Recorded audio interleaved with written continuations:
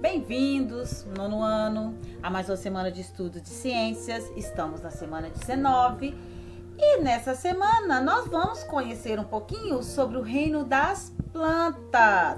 Então a gente vai começar a estudar um pouco sobre os reinos dos seres vivos. Vamos mudar um pouco o nosso tema de estudo, né? E vamos falar um pouquinho sobre os reinos, tá? Então o primeiro reino a ser estudado é o reino Plantae, ou reino vegetal, ou reino metafita, né? Tem vários nomes. Então, primeiramente, quais as características gerais do reino Plantae, ou seja, dos seres que fazem parte desse reino? Como o próprio nome já diz, ele é representado pelas plantas, que são seres eucariontes, ou seja, tem células com núcleo organizado e o material genético dentro do núcleo. São pluricelulares, formados por várias células. São autótrofos fotossintetizantes, então eles produzem o próprio alimento por meio da fotossíntese. Eles têm a presença da seiva, né, que é seiva bruta. Essa seiva bruta, ela é formada pela glicose ou matéria orgânica produzida na fotossíntese, e a seiva elaborada, que é formada pela água e sais minerais absorvidos pela raiz.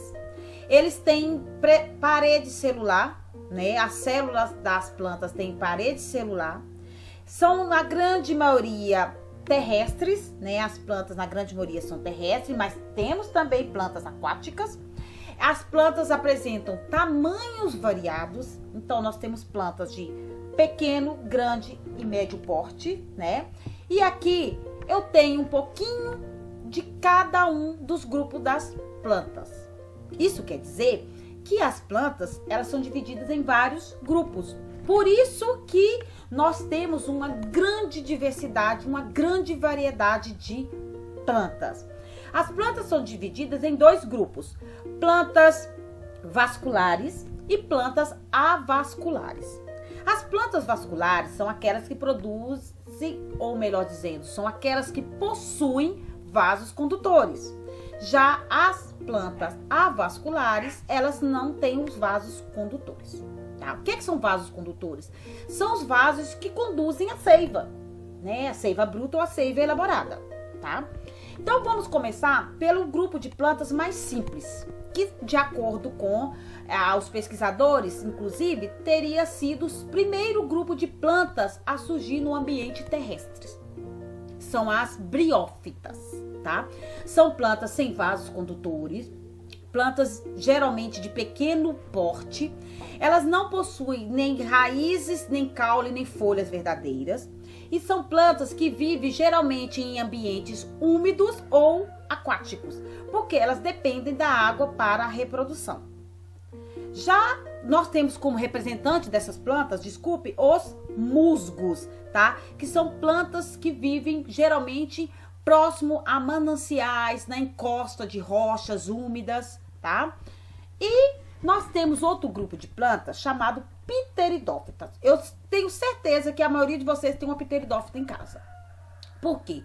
O principal representante da pteridófita, ou representante mais comum, são as samambaias, tá? Ela é uma pteridófita. Então, as pteridófitas já são plantas que têm vasos condutores. Então, foram o primeiro grupo de plantas a apresentar os vasos condutores. E elas possuem tanto raiz, caule e folhas verdadeiras. Elas vivem geralmente também em locais úmidos, porque elas precisam da água para reproduzir, para dar origem a outra planta, tá? Então, nós temos como representante das pteridófitas as samambaias e também as avencas, né? A samambaia é bem mais comum. O terceiro grupo de plantas chama-se gimnosperma, tá? Também são plantas com vasos condutores, né? Com caule, folhas e raízes verdadeiras. Já são plantas que têm sementes. Então, a gimnosperma foi o primeiro grupo de plantas a apresentar sementes. Só que as sementes dela, elas são nuas, ou seja, são sementes expostas. Essas plantas, elas vivem geralmente em locais de clima mais frio, tá? Nós temos como representante o pinheiro e a araucária, tá? São representantes de gimnosperma, tá? tá? Aqui eu tenho um pinheiro, por exemplo. Essa estrutura aqui é o órgão reprodutor, né, da araucária. E o quarto grupo de plantas é angiosperma, né? É o grupo mais variado de plantas. São plantas que apresentam a grande distribuição geográfica, porque são plantas adaptadas aos mais diferentes ambientes, né? Diferente das briófitas e pteridófitas, que gostam de locais úmidos, e de gimnosperma, que gostam de locais mais frios. As angiospermas podem ser encontradas em qualquer ambiente, tá? É o grupo de planta com a maior variedade de espécies. São plantas com vasos condutores também, né? E esse grupo de planta nós chamamos de plantas completas. Por quê? Além das folhas, caule e raízes verdadeiro, as angiospermas apresentam sementes, frutos e flores, tá? Então são plantas mais completas ou plantas superiores, vamos assim dizer. Eu tenho como exemplo de gimnosperma desde uma grama até mesmo uma planta frutífera, ou uma rosa, ou ipê, tá? Então, o grupo das plantas, ou o reino das plantas, ele é o reino que abriga todas as espécies de plantas, né? E é o reino que é dividido em 4 grupos. Isso quer dizer que nem todas as plantas são iguais ou apresentam as mesmas características. O fato é que elas são pluricelulares, são autótrofas, eucarionte, mas elas têm algumas características que diferenciam uma das outras, tá? Por isso que esse grupo ou esse reino é dividido em 4 grupos: briófitas, pteridófita, gimnosperma e as angiospermas, ok?